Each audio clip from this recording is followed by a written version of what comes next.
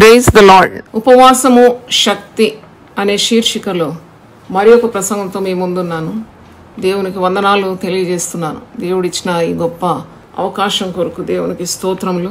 మరి ఉపవాసములో శక్తి ఉన్నది అని మనకు తెలుసు. ఉపవాసం ఉండి వారి అవసరతల కొరకు, ఇబ్బందుల కొరకు దేవుని సన్నిధిలో గోజాడడం, ప్రార్థన చేయడం, సమయం కేటాయించుకొని ఆహారమునకు దూరంగా దేవునికి సమీపంగా దేవుని సన్నిధిని ఆశిస్తూ దేవుని కార్యాన్ని కోరుతూ ప్రార్థన చేయడం ఏకాగ్రతతో. ఉపవాసము అన్నప్పుడు కాన్సన్ట్రేషన్ అంటే ఏకాగ్రత, ప్రార్థనలో ఏకాగ్రత అని పలుమార్లు నేను వివరించినాను. మరి ఉపవాసము అనేది దేవునికి సమీపంగా ఉండడం, దేవుని శక్తిని చవిచూడడం. It's a most powerful Christian discipline. ఇది చాలా శక్తితో కూడిన ఒక క్రైస్తవ క్రమం అని చెప్పాలి. క్రైస్తవ జీవితంలో ఉపవాసము చాలా ముఖ్యమైనది. మరి వారముకు ఒక్కరోజైనా మనం అలాగ ఉపవాసం ఉండి దేవుని సన్నిధిలో ఉండి మనకు అసాధ్యమైన కార్యాలన్నీ దేవునికి విన్నవించుకొని మన భారాలన్నీ దేవునిపై మోపడం, అది ఎంతైనా జ్ఞానయుక్తమైందని, మరి ఆత్మీయ చైతన్యానికి లేక ఆత్మీయ పురోగతికి, ఆత్మీయ శక్తి కొరకు మనం వేడుకున్నప్పుడు శారీరకమైన కార్యాలన్నిటి మీద విజయము మనకు లభిస్తుందని తెలియజేయటంలో అతిశయోక్తి లేదు. అనుభవపూర్వకంగా నేను చెప్పగలను. మరి ఫాస్టింగ్ రిలీజెస్ గాడ్స్ పవర్. దేవుని శక్తిని విడుదల చేసేది ఉపవాసం. Super natural power of God. మానవాతీతమైన శక్తిని మనము మన జీవితంలో అనుభవించాలంటే తప్పకుండా ఉపవాసమునకు ఉపక్రమించాలి. అంటే we have to know it, we have to experience it. ఉపవాసం అనేది మరి ఒక అనుభవము కనుక అది అలవాటుగా మార్చుకోవాలి. ఉపవాసము చేత మరి పరిశుద్ధాత్మనికి నీవు చోటిస్తున్నావు. Holy Spirit transforms your life. Fasting prayer will always transform your life. దేవుని చిత్తానికి విరుద్ధంగా ఉన్న కార్యాలు నీ జీవితంలో నుండి తుడిపిపెట్టబడాలంటే, అంటే సాతాను యొక్క శక్తులను ఓడించడానికి, దేవుని చిత్తాన్ని నెరవేర్చడానికి ఉపవాస క్రమము, ఉపవాస ప్రార్థన ఒక ఆయుధము అని చెప్పవచ్చును. దేవునికి స్తోత్రం. Hallelujah. Our power is limited, God's power is unlimited.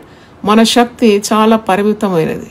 మనం చేయలేని కార్యాలు ఎన్నో ఉంటాయి, కానీ గాడ్స్ పవర్ ఈజ్ అన్లిమిటెడ్. అంటే పరిమితులు లేని, సరిహద్దులు లేని దైవ శక్తిలోకి నీవు ప్రవేశించడం ఉపవాసం ద్వారానే. కాబట్టి ఎప్పుడైతే విశ్వాసి ఉపవసించి ప్రార్థన చేస్తాడో అప్పుడు మరి అతనికి చేతగాని కార్యాలన్నీ కూడా సాధ్యపరచుకుంటాడు. దేవుని యొక్క అద్భుతమైన శక్తిలోకి ప్రవేశిస్తున్నాడు. కాబట్టి is allowing God to work in his life. దేవునికి అనుమతి ఇవ్వడం అన్నమాట ఉపవాస ప్రార్థన.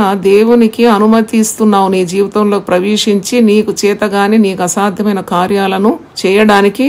You are showing, you are preparing a way into your life. కాబట్టి కుటుంబంలో చాలా కార్యాలు మీకు అసాధ్యమైన ఉన్నాయి. అంటే ఒక వివాహ సంబంధమే గాని, ఆర్థిక ఇబ్బందులే గాని, శరీర రుగ్మతలే గాని, కొన్ని మీ వల్ల కాదు. మీకున్న డబ్బంతా మీరు ఖర్చు పెట్టినా మీకు కార్య సాధనకు అవి రావు. కాబట్టి దేవుని శక్తి మీద మీరు ఆదుకోవడం ఉపవాసం క్రమంలో మీరు నేర్చుకుంటూ ఉన్నారు. సాతానుడు వాడు మన విరోధి. సాతాను ఎప్పుడు కూడా మన కుటుంబాల్లో భేదం కలుగజేస్తాడు, మన కుటుంబాల్లో చిచ్చు పెడతాడు. నిరాశ నిస్పృహలకు మరి మనల్ని అంటే నిరాశపడడానికి, నిస్పృహలోకి వెళ్ళడానికి, మరి దుఃఖము, అపజయాలు, కృంగుదల, అనుమానాలు, మరి నాశనం, కీడు, కలవరం, భయం ఇవన్నీ పుట్టించేది సాతానుడు.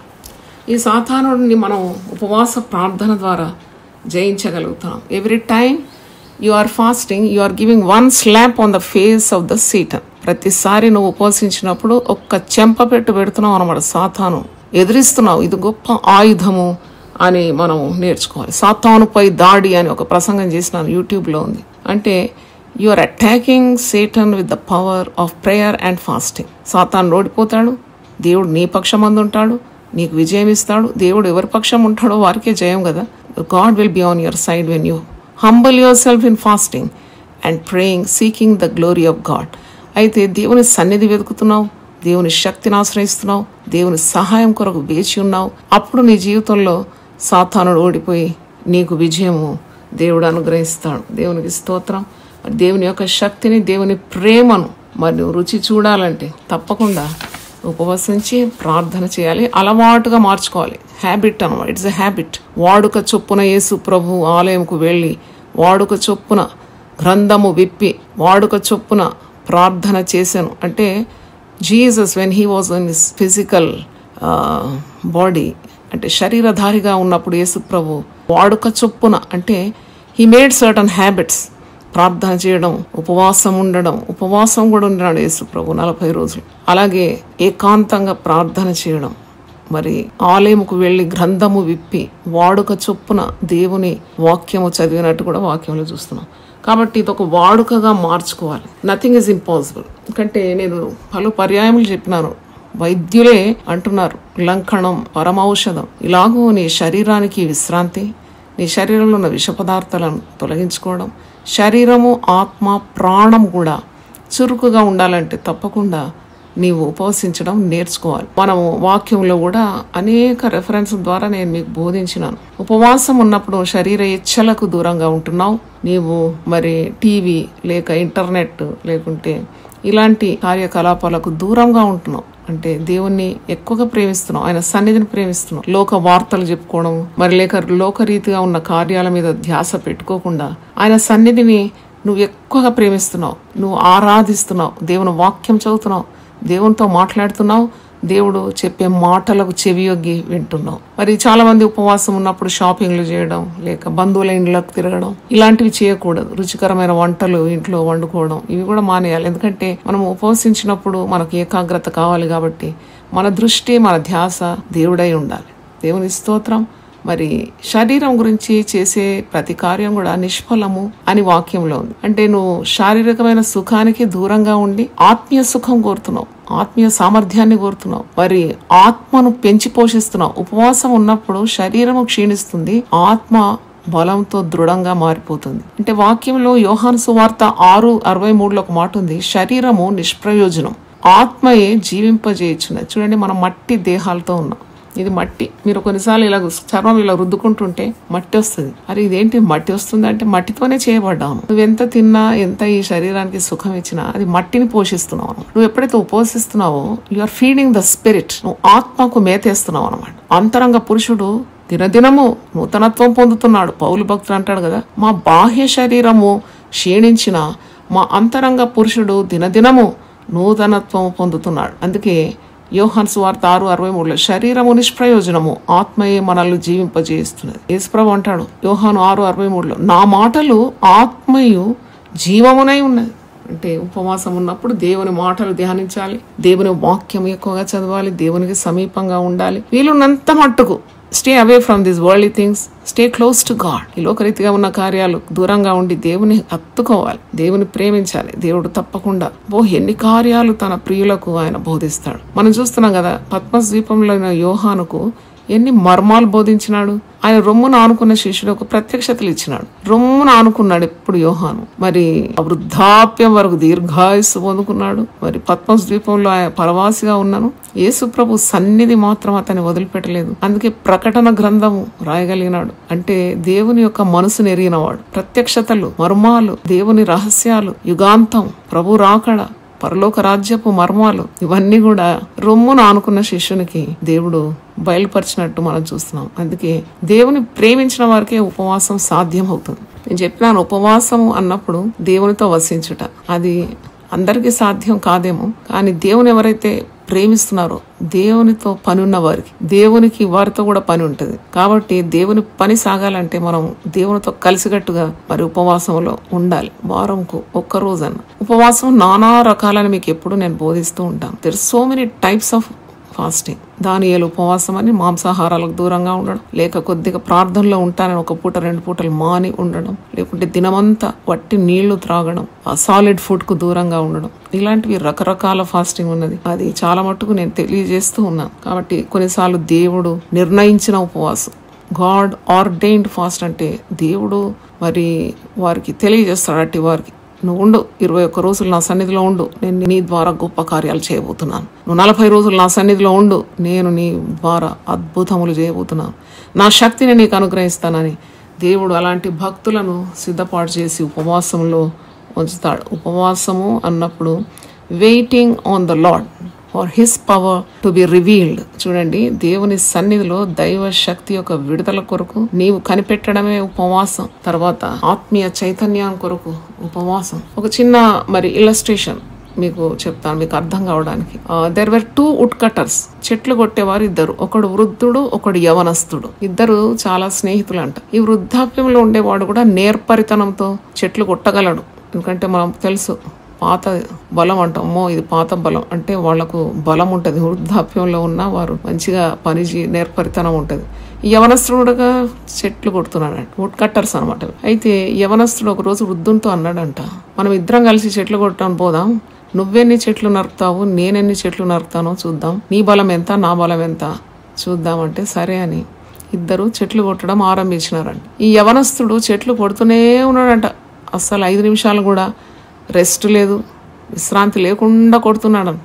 కొట్టుతున్నాడు. సాయంత్రం అయిందంట. ఈ వృద్ధాప్యంలో ఉన్న వృద్ధుడు కూడా చెట్లు కొడుతున్నాడంట. కానీ గంటకు 15 నిమిషాలు రిలాక్స్ అయ్యి ఆయనకున్న గొడ్డలి పదును చేసుకుంటా ఉంటాడంట.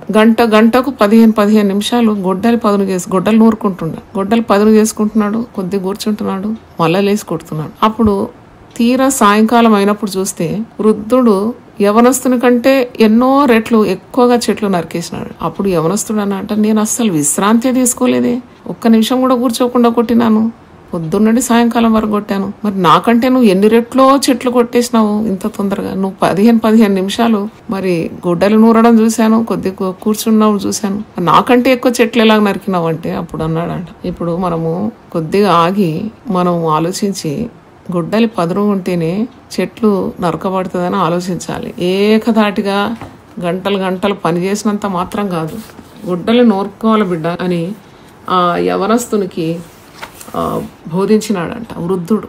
అంటే చూడండి, వృద్ధుడు బలహీనుడని మనం అనుకుంటున్నాం, కానీ జ్ఞానములో బలవంతుడే. ఆయనకు తెలుసు గొడ్డలి పదును ఉంటేనే చెట్లు నరకబడుతుంది. యవనంతో కాదు, గొడ్డలి పదును ఉండాలి. ఆ గొడ్డలి పదును కావాలంటే గొడ్డలి నూరుకోవాలి. There is some effort that has to be done. గంటకు గొడ్డలి నూరుకుంటున్నాడు. అలాగే చాలామంది మేము ఇన్ని సంవత్సరాలు ప్రార్థన చేసినాము, అంతా ప్రార్థన చేసినాము, ఇంత చేసినాం కాదు. నువ్వు దేవుని సన్నిధిలో ఎలాగ ప్రార్థన చేయాలి, ఎలాగ పని చేయాలి, ఎలాగూ నీవు నీ యొక్క సామర్థ్యాన్ని పదును చేసుకోవాలి, ఇవన్నీ కూడా నేర్చుకోవాలి. దేవునికి స్తోత్రం. ఇప్పుడు ప్రసంగి గ్రంథం 10:10లో ఒక మాట ఉంది, ఇనుప ఆయుధము మొద్దుగా ఉన్నప్పుడు దానిని పదును చేయని ఎడల పనిలో ఎక్కువ బలము వినియోగింపవలను, అయితే కార్యసిద్ధికి జ్ఞానమే ప్రధానం. చూడండి, ఇనుప ఆయుధం అంటే గొడ్డలి పదును లేకుంటే చాలా కష్టపడాలి. అదే పదును చేసుకుంటే ఎంత తొందరగా కార్యసిద్ధి అయిపోతుంది, ఎంత తొందరగా నీ పనులు నిర్వహింపబడుతుంది. కనుక when the iron is blunt, if you do not whet the edge, then you have to put more strength, but wisdom is profitable to direct. చూడండి, జ్ఞానము అంటే అది దేవుని యొద్ద నుండి రావాలి కదా, పైనుండి వచ్చే జ్ఞానం చేత కార్యసిద్ధి కలుగుతుంది. మన పనులన్నీ కూడా చకచక అయిపోతుంది అనమాట. అందుకే కొద్దిగా ఆగి, కొద్దిగా విశ్రాంతి తీసుకొని, నీ గొడ్డలి నూరుకొని, అంటే నీ ఆత్మకు సానబెట్టడం అదే ఉపవాసం. ఎన్ని పనులు మనం చేస్తూ ఉంటాం, ఎన్ని ఆలోచనలు ఆలోచిస్తుంటాం, కొన్ని వ్యర్థమైన ఉంటాయి, కొన్ని ముఖ్యమైన ఉంటాయి. అంటే ఎప్పుడైతే దేవుని సన్నిధిలో కూర్చొని దేవుని వాక్యం చదివి దేవుని ఒక సహవాసాన్ని నువ్వు అనుభవిస్తావు, దేవునితో కలిసి ఆ ఉపవాసంలో నువ్వు ఆయన సన్నిధి అనుభవిస్తావు, అప్పుడు నీకు వ్యర్థమైనవన్నీ కూడా తేట తెల్లంగా కనబడుతుంది. ఇది అవసరం లేదు నా జీవితంలో, అది అవసరం లేదు, అది తొలగించుకుంటాను, ఇది తొలగించుకుంటాను, what is necessary that is enough అని నీవు నీ ఆత్మకు సానబెడుతూ ఉంటావు. దేవుని స్తోత్రం. అట్టి జ్ఞానం, కార్యసిద్ధికి జ్ఞానమే ప్రధానం. అట్టి జ్ఞానముతో దేవుడు నిన్ను అభిషేకిస్తాడు. పరిశుద్ధాత్మ బలం అంటారు కదా, అభిషేకం అంటాం స్పిరిచువల్ టర్మ్స్లో. అలాగూ నీవు చకచకాని పనులు అయిపోతుంది అనమాట. నువ్వు నలుగురిని పోయి అడగనవసరం లేదు, నలుగురిని పోయి భిక్షాటన చేయడం అవసరం లేదు. నా బాధలు ఇది, నాకు ఇది కావాలి, నాకు ప్రార్థన చేయండి అని కూడా అడిగే అవసరం ఉండదు. ఎందుకంటే you become very powerful in spirit. నువ్వు చిన్న పాప 2 చేతులు చాచి మమ్మీ ఎత్తుకో అని అంటది. అదే ఒక 20 ఏళ్ల పాప యవనస్తురాలు అంటదా ఎత్తుకోమని? తల్లిని కావాలంటే ఎత్తుకుంటుంది, అంత బలం ఉంటుంది ఆమె. అంటే అలాగూ ఆత్మీయ జీవితంలో క్రొత్త ధనం, క్రొత్త శక్తి, నూతన నడిపింపు, ఆత్మలో బలం పుంజుకోవాలంటే తప్పకుండా ఉపవసించి ప్రార్థన చేయడం అలవాటుగా మార్చుకోవాలి. చూడండి, దేవుని నడిపింపు నీకు కలుగుతుంది. దేవుని స్వరం నువ్వు వింటావు. నువ్వు తగ్గించుకున్నప్పుడు హెచ్చింపబడతావు. ఉపవాసంతో తగ్గించుకోవాలని 35వ కీర్తన 13వ వచనంలో దావీదు అంటాడు, నేను ఉపవాసం చేత నా ప్రాణాన్ని క్షీణింపజేసుకున్నాను. అంటే I humble my body with prayer and fasting అని అక్కడ మనం చూస్తాం. ఆయనకు ఎన్నో సమస్యలు ఉన్నాయి దావీదు. మరి దేవుని సన్నిధి కోరుతున్నాడు. ఆయన మహారాజు కాబట్టి అన్ని కార్యాలు అయిపోతాయని కాదు, ఆయన శక్తి మీద కాకుండా దైవశక్తి మీద ఆనుకుంటున్నాడు. దేవునికి స్తోత్రం కలుగును కాదు. పరిశుద్ధ గ్రంథంలో ఇది ప్రాముఖ్యమైన నియమం అని మర్చిపోకూడదు. It's a very important and major principle in the Bible to fast and pray. మరి కుటుంబంలో ఏదైనా నిర్ణయం తీసుకోవాలి, ఒక ఇల్లు కట్టాలి, ఒక భూమి కొనాలి అన్నప్పుడు చాలా దినాలు కనిపెట్టి ప్రార్థన చేసినప్పుడు మన నిర్ణయంలో తప్పిపోం మనం. మీరు చాలా వింటారు, ఇల్లు కొనుక్కున్నాము, అది అమ్ముకున్నాము, అప్పుల పాలైపోయినాము, ఇంకొకటి వచ్చి మా భూమిని ఆక్రమించుకున్నాడు, లేక మరి ఎవరో వచ్చి మరి గుంజలు నాటేసినారు. ఇవన్నీ కారేగావు నన్ను అడిగితే. ఎందుకంటే నువ్వు తీసుకునే ప్రతి నిర్ణయంలో తెలివి ఉంటుంది, జ్ఞానం ఉంటుంది, దేవుని సహాయం ఉంటుంది. కాబట్టి there is no way to make a wrong decision. ఒక తప్పుడు నిర్ణయం తీసుకోవడానికి ఆస్కారం ఉండదు ఉపవసించి దేవుని చిత్తాన్ని కనుక్కున్న వారు. ఒక సహోదరి సాక్ష్యం విన్నాను, వారికి ప్రమోషన్ ట్రాన్స్ఫర్ వస్తుంది, వాళ్ళు ఇంకొక స్థలానికి బదిలీ అయిపోతున్నారు. అప్పుడు కూడా మరి ఉపవసించి ప్రార్థన చేసినప్పుడు యూ గెట్ క్లియర్ గైడెన్స్. కొత్త స్థలానికి వెళ్ళినప్పుడు అక్కడ పరిస్థితులు కూడా దేవుడు బయలుపరుస్తాడు. ప్రార్థనలో ఉండి ఉపవసించి కనిపెట్టి వెళ్ళినప్పుడు ఓటమి ఉండదని దేవుని సేవకురాలుగా మీకు జ్ఞాపకం చేస్తున్నాం. మరి ఆత్మీయ అవసరతలన్నీ తీరిపోతుంది. చూడండి, దేవునికి దైవశక్తి కావాలి, వరములతో నింపబడాలి, నేను ఆత్మీయ ఆశీర్వాదాలు దేవుని ఎదురు పొందుకోవాలి, స్పిరిచువల్ బ్లెస్సింగ్స్, ఫిజికల్ బ్లెస్సింగ్స్, ఇవన్నీ కూడా ఉపవాస ప్రార్థన ద్వారా లభ్యమవుతుంది.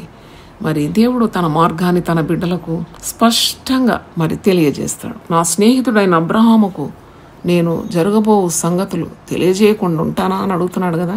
దేవుడు ఎప్పుడు కూడా మరి తన మర్మములు కానీ రహస్యములు కానీ జరగబోయే కార్యాలు ఇవన్నీ కూడా తెలియజేస్తాడు. కుటుంబంలో నీకు కీడు ముప్పు ఉన్నది అంటే ముందే తెలియజేస్తాడు. నీ పిల్లలు దారి తప్పుతున్నారంటే నీకు ముందే తెలియజేస్తాడు. నీ భర్త అక్రమ సంబంధము తలంపులను పుట్టక ముందే నీకు కాషన్ ఇస్తాడు. Take care, is going out of track. చూడండి, స్పిరిచువల్ పవర్ అంటే అదనమాట. ఊరికి లబో మొత్తుకుంటారు, పెద్ద కేకలేస్తారు, ఇవన్నీ ఆత్మీయ శక్తి లేనందుకను. అదే నువ్వు స్పిరిచువల్లీ ప్యాక్డ్ విత్ పవర్ అంటే నోరు తెరవకుండా కార్యాలు అయిపోతుంది. నోరు తెరవకుండా నువ్వు బంధిస్తావు కొన్ని కార్యాలను, బంధింపబడుతుంది. That is the power of fasting. అంతే, నోరు తెరవకుండా కార్యాలు అయిపోతుంది. సియోనులో మౌనంగా ఉండుట స్తుతి చెల్లించుటతో సమానం. మూరకుండుడి, నేనే దేవుడనని తెలుసుకున్నాడు. మూరకుండి నమ్ముకున్నట వల్ల మీకు బలం కలుగుతుందండి. కనుక ఇదంతా స్పిరిచువల్ స్ట్రెంగ్త్ అనమాట. స్పిరిచువల్ రెల్మ్ లో you are conquering mighty things. మనము ఆహారము తీసుకున్నప్పుడు మన శరీరాలను తృప్తిపరుస్తున్నాము. మనం ఉపవసించినప్పుడు దేవుణ్ణి తృప్తిపరుస్తున్నాం. When we eat we satisfy our selves, but when we fast you are satisfying God. It attracts God's attention. దేవుడే ఆకర్షితుడైతాడట. ఉపవసించే బిడ్డలను చూసినప్పుడు దేవుడు ఆకర్షితుడైతాడని ఒక భక్తుడు అంటున్నాడు. Fasting attracts God and attracts God's attention. You are honouring God. It is a way of worship. అదొక విధమైన ఆరాధన. ఉపవాసం ఆరాధన ఎట్లవుతుందండి అని అంటే, ఉపవసించడం ద్వారా నువ్వు దేవుని గణపరిచి దేవుని శక్తి మీద ఆనుకుంటున్నావు కాబట్టి అది ఇండైరెక్ట్ వేలో యువర్ ఆనరింగ్ గాడ్. దేవుణ్ణి ఆరాధిస్తున్నావు, పూజిస్తున్నావు అని అర్థం. అయితే మరి నీవు ఎక్కువగా ఆత్మీయ కార్యాలకు విలువ కడుతున్నట్టు లెక్క. ఆత్మకు పోషణ ఉపవాసం. ఆత్మీయ ఆశీర్వాదాలతో నువ్వు తులతూగాలి అన్నప్పుడు తప్పకుండా ఉపవసించాలి. శరీరాన్ని సంతోషపరచకుండా ఆత్మను సంతోషపరచడం. Feeding your spirit more than the body.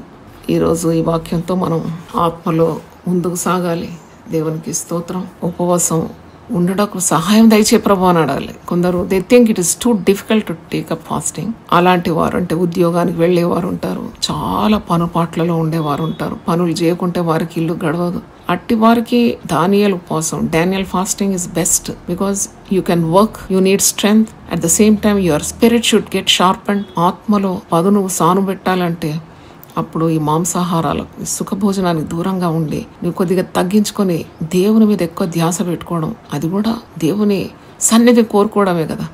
కొన్నిసార్లు పనిపాట్ల ద్వారా ఒక్క మూలలో కూర్చొని దేవుని ఆరాధించడానికి లేక దేవునితో మాట్లాడడానికి సమయం అంతగా లేనప్పుడు కూడా నీవు ఒక పూట 2 పూటలు మాని దేవుని హత్తుకోవడం, అది కూడా చాలా ప్రయోజనం. మరి రాత్రి వేళ ఇప్పుడు డాక్టర్స్ ఏమంటున్నారంటే మీరు రాత్రి వేళ భోజనం చేయకూడదు, ఒక పండు తిని మీరు పండుకోవాలంతే. 7 o'clockలోగా మీ భోజనం అయిపోవాలి. కొందరు రాత్రి 10 గంటలకు తింటారు, కొందరు స్త్రీలు 10 గంటలకు పొయ్యి వెలిగిస్తారు. ఎంత దరిద్ర లక్షణం అంటే చెప్పలేను నేను. 10 గంటలకు వంట మొదలు పెడతారు, 12 గంటలకు ఆ చిన్నపిల్లలు కూడా నిద్రపోకుండా అప్పుడు తింటూ ఉంటారు. అది డాక్టర్స్ ఇప్పుడు వైద్యులు ఏమంటున్నారంటే చాలా హానికరం అంట. 7 గంటల నుండి నీ లివరు, నీ స్ప్లీను, డైజెస్టివ్ సిస్టమ్, జీర్ణకోశాలు, లివరు, మరి నీ ప్యాంక్రియాస్, హార్ట్, లంగ్స్ ఇవన్నీ నిద్రపోయే సమయం అంట. 7కు నిద్రకు ఉపక్రమిస్తుందంట. మనం రాత్రి పూటలు బాగా తినడం ద్వారా ఈ సున్నితమైన ఈ అవయవాలను రెచ్చగొడుతున్నామని అర్థం. మళ్ళా రోగం వచ్చింది, దేవుడు స్వస్థపరచాలి, నాకు ఆ రోగము, లివర్ రోగము, నాకు ఆ జీర్ణకోశాలు, నాకు తిన్నది అరగడం లేదు, లేకుంటే నాకు గుండె పోటు వచ్చింది, లేకుంటే లంగ్స్ ఊపిరాడడం, ఇదంతా చేసుకున్న కర్మ కాకుంటే ఏమంటారు దాన్ని? నువ్వు నీ శరీరాన్ని పాడు చేసుకుంటున్నావు. ఆహార నియమాలు నేర్చుకోవాలి. దేవుని వాక్యం చదివితే దేవుని వెలుగు నీకు ప్రత్యక్షం అవుతుంది. మరి నీకు తెలుసు శరీరం అంటే దేవుని ఆలయం, పరిశుద్ధాత్మకు నిలయం. ఒక సహోదరి తన భర్తను పోగొట్టుకుంది, భర్త చనిపోయినాడు. ఆ 2 ఆడపిల్లలతో నా దగ్గరికి నేనే పిలుచుకున్నాను. నేను దగ్గరే ఉంటుంది, రామ్నగర్లో ఉంటుంది కాబట్టి నాకు వీలైనంత నేను నా గొర్రెలకు మరి సహకరించాలి, వాళ్ళను పరామర్శించాలి, ఆదరించాలని నేను రామా నా దగ్గరికి రా, 2 ఎదిగిన ఆడపిల్లల పెళ్ళిళ్ళు కావాలి. భర్త సడన్గా చనిపోయినాడు. అయితే నేను పిలుచుకున్న దాదాపు 50 ఏళ్ళు ఉంటుంది ఆమె, ఉద్యోగస్తురాలు. పిలుచుకుంటే ఏడ్చి వెక్కి ఇప్పుడు ఇంకా ఆమెను ఆదరించలేకపోతున్నారు ఎవరు, ఆమె ఆదరణ పొందలేదు. అప్పుడే నేను రా నా దగ్గరికి రా, నా వడిలో పడి బాగా ఏడ్చింది. అన్న చెయ్యి ఆమె తల మీద పెట్టి, నువ్వుతో ఏడవకు, నీ దేహము దేవుని ఆలయము, పరిశుద్ధాత్మక నిలయము. ఎవడైనా ఈ దేహమును పాడు చేస్తే దేవుడు వాడిని పాడు చేస్తాడని 1 కొరింథీ 3వ అధ్యాయంలో ఉంది. కనుక డోంట్ స్పాయిల్ యువర్ బాడీ. ఏడ్చి ఇది దేవుడు ఉండే ఆలయం. ఇది ఆ మాట ఒకసారి మీకు చదవాలని నేను ప్రేరేపింపబడుతున్నాను. 1 Corinthians 3rd chapter. శరీరాన్ని పాడు చేసుకోవద్దు మనం. దేవుడిచ్చిన ఆలయం ఇది, దేవుడు ఉండే స్థలం ఇది. God resides in your body. So you should keep your body fit. చక్కగా పడుకోవాలి. ఎక్కువ తిండి తిని దాన్ని మరి రోగపాలు చేయకూడదు, ఎక్కువ విచారించి. అందుకే వాక్యం తిండి వలనైనను, మత్తు వలనైనను, ఐహిక విచారం వలనైనను నీవు నీ దేహాన్ని పాడు చేసుకోకూడదు. 1 కొరింథీ 3వ అధ్యాయం 16-17 చదువుతున్నాను. మీరు దేవుని ఆలయమై ఉన్నారనియు, దేవుని ఆత్మ మీలో నివసించుచున్నదనియు మీరెరుగరా?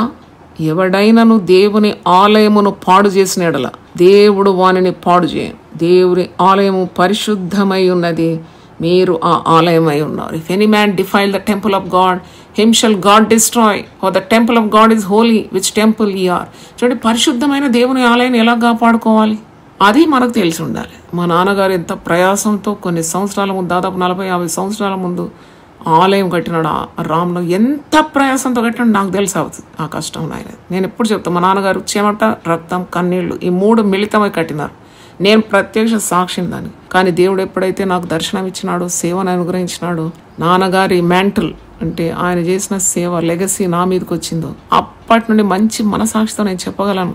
ఆ ఆలయం యొక్క పరిశుద్ధత గురించి, ఆలయం యొక్క పరిశుభ్రత గురించి పట్టుదలతో ఈ దినం వరకు మానిటర్ కెమెరా పెట్టుకుంటాను నా ఇంట్లో. అక్కడ ఏమేమి జరుగుతుందో నాకు తెలుస్తుంది. శుభ్రం ఉందా, శుచి ఉందా, మనుషులు వచ్చిండ్రా, పోయినరా, ఏమవుతుంది. నా భాగ్యం అది. నేను అనుకుంటాను నా భాగ్యం, దేవుడు నాకు ఇచ్చిన భాగ్యం. నేను ఆ మందిరం కట్టలేదు, నాన్నగారు కట్టినారు. ఆ దినాల్లో ఎంత ప్రయాసంతో కట్టినారు. ఆ మందిరాన్ని నేను కాపాడితే నాకు ఎన్ని ఆశీర్వాదాలు లెక్క పెట్టలేను నేను.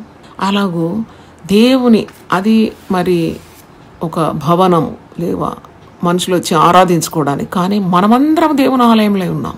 ఇప్పుడు మనం ఈ జూమ్లో 238 మంది అంటే 238 ఆలయాలు అనమాట. ఇవి ఒక ఆలయం కావాలి ప్రభు అని మనం వేడుకుంటున్నాం కానీ యూపీఎఫ్ కొరకు. కానీ we are all the living temples of the living God. అయితే ఈ ఆలయంలో దేవుడు ఉంటాడు. ఈ ఆలయాన్ని మనం పాడు చేసుకోవద్దు అతి తిండి ద్వారా. అసలు తినడానికి ఒక హద్దు లేదు, బద్దు లేదు. పిల్లలకు కూడా పిస్టాలు, బర్గర్లు, pastas, fried, grilled, broiled food, pastries, cookies, cakes, French fries అని, పొటాటో చిప్స్ అని, ఇవన్నీ శరీరానికి హానికరమైనవి. ఎంత జంక్ ఫుడ్ కొనిస్తారంటే ఆ పిల్లలకు కూడా క్రమం లేదు తిండి. మేమైతే అలా పెరగలేదు, చాలా పరిమితంగా చక్కని అవసరమైన ఫుడ్డే ఇచ్చేది మా తల్లి. ఇదంతా పట్టురా సెల్ పట్టు ఆడుకోపో, పట్టు ఇప్పిస్తా పట్టు తిను, పో ఐస్ క్రీమ్ పట్టు తిను, చాక్లెట్ తిను. వాని పేగులన్నీ చిన్నప్పటి నుండే నాశనం అవుతుందని తల్లికి బుద్ధి లేదు, తండ్రికి బుద్ధి లేదు. వీళ్ళు టీవీ ముందు కూర్చొని కాలయాపన చేస్తారు, అనవసరమైన ముచ్చట్లు పెట్టుకుని. పిల్లల మీద శ్రద్ధ లేదు. నీ ఒళ్ళు మీద నీకు శ్రద్ధ ఉండాలి. పిల్లలు వదిలిపెట్టు. What about your body? What is getting inside your body? Are you taking care of your body? మధ్యరాత్రి వేళ వండడం, మధ్యరాత్రి తినడం, నిద్రలేమి, పరుల గురించి మాట్లాడుకోవడం, నవ్వుకోవడం, అల్లరి. దేవుడు అల్లరికర్త కాడు. అనవసరమైన వ్యర్థమైన సంభాషణ. దేహాన్ని ఏ విధంగా కాపాడుకోవాలి? సరైన సమయానికి తిని సరైన విధంగా దాన్ని మరి వారంకి ఒక రోజు ఖాళీ పెట్టి విశ్రాంతినిచ్చి, ఆ అవయవాలకు అన్ని విశ్రాంతి. నువ్వు ఉపవాసం ఉన్నప్పుడు all the sensitive organs are taking rest అనమాట. నమిలి నమిలి నమిలి నమిలి గిర్నిలాగా నమిలి, ఆ పండ్లకు రెస్ట్ లేదు, ఆ దవడలకు రెస్ట్ లేదు, ఆ జీర్ణకోశాలకు రెస్ట్ లేదు, ఆ కడుపుకు రెస్ట్ లేదు. మరి అలాగూ దేహాన్ని పాడు చేసుకుంటారు అనమాట. దేహాన్ని పాడు చేసేవని దేవుడు వదిలిపెట్టాడంట. ఇక్కడ వాక్యంలో చూస్తున్నారు కదా, 1 కొరింథీ 3:16-17. ఎవడైనా ఈ దేహాన్ని పాడు చేస్తే నేను వాడిని పాడు చేస్తాను అంటున్నాడు. చూడండి, నువ్వు పాపం చేసి దేహాన్ని పాడు చేయడానికి నీకు హక్కు లేదు. అది దేవుని ఆలయం. అది నీవు వ్యభిచరించి పాడు చేయడానికి వీలు కాదు. మరి నువ్వు చెడు తలంపులు తలంచడానికి వీలు కాదు. దేవుని ఆలయం అది. నువ్వు అధికంగా తిండి పోతుతనం, త్రాగుపోతుతనంతో అనవసరమైన ఫుడ్, జంక్ ఫుడ్ అంతా నీ దేహానికి నీకు ఆ హక్కు లేదు. That belongs to the lord. దేవుని ఆలయం అని మీరు ఎరుగరా అని అంటున్నాడు. మీరు విలువ పెట్టి కొనబడిన వారని మీరు ఎరుగరా? మీరు దేవుని సొత్తైన వారని మీకు తెలియదా? నిజమే కదా, యేసు రక్తం ఇచ్చి మనల్ని సంపాదించుకుంటే మన దేహం ఎలాగ ఉండాలి, మన ఆత్మలు ఎలాగ ఉండాలి. We have to take more care about our bodies and our souls. That is one of the important objects of fasting prayer. ఉపవసించి ప్రార్థన చేయడం ముఖ్య ఉద్దేశం, ముఖ్య ధ్యేయం ఏంటంటే to keep your body fit, to keep your body in order, in the discipline of God. అందుకే ఉపవాస ప్రార్థన ఒక స్పిరిచువల్ డిసిప్లిన్, ఆత్మీయ క్రమం అన్నమాట. మనం ఒక వ్యక్తిని చూడగానే చెప్పొచ్చు ఎంతగానో వీళ్ళు దేవునికి దగ్గరగా ఉన్నారో, ఎంత దూరం ఉన్నారో కూడా చెప్పొచ్చు మనం. కనుక దేవుని బిడ్డలారా, ఉపవాసం అలవాటు చేసుకోండి, నేర్చుకోండి. ఊరికే మీ పరిస్థితుల కొరకు నెత్తి కొట్టుకుంటా బాధపడతాం, భయపడడం, కృంగిపోవడం, ఇతరులకు చెప్పుకోవడం కాదు. You get connected to God.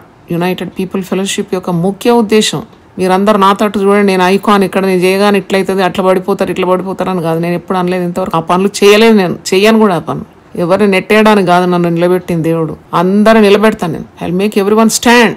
I don't want any one to fall down. నా శక్తిని ప్రదర్శించుకోవడానికి ఎవరిని నెట్టాను నా జీవితంలో. ఆ తప్పు నేను చెయ్యను. అందరు నిలబెడతాను. I will make them stand in the discipline of God.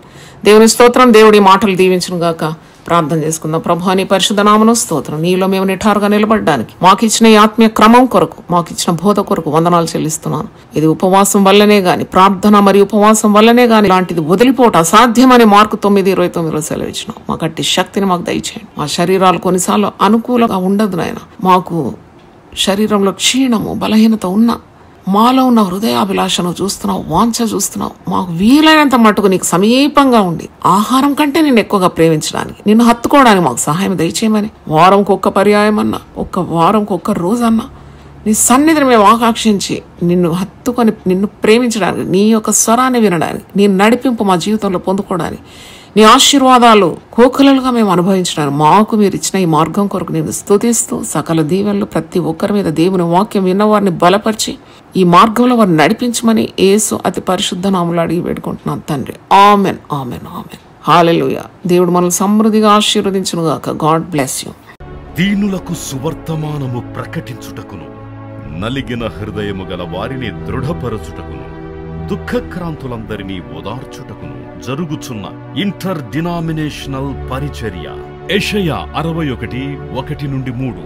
United peoples fellowship UPF ఆదివారము ఆరాధనలు. ప్రభాత ఆరాధన ఉదయం 6 గంటల నుండి ఉదయం 9 గంటల వరకు. సాయంకాల ఆరాధన సాయంత్రం 6 గంటల నుండి రాత్రి 9 గంటల వరకు. స్థలం Osmania garden function hall, జామై Osmania railway station ఎదురుగా, అడిక్మెట్, హైదరాబాద్. అందరూ ఆహ్వానితులే. ఆహ్వానించువారు ప్రభువు దాసురాలు జాయ్ చెరియన్ గారు, వ్యవస్థాపక అధ్యక్షురాలు మరియు సీనియర్ పాస్టర్ UPF హైదరాబాద్. వివరములకు 9550504718, 9030757571 నంబర్లను సంప్రదించగలరు.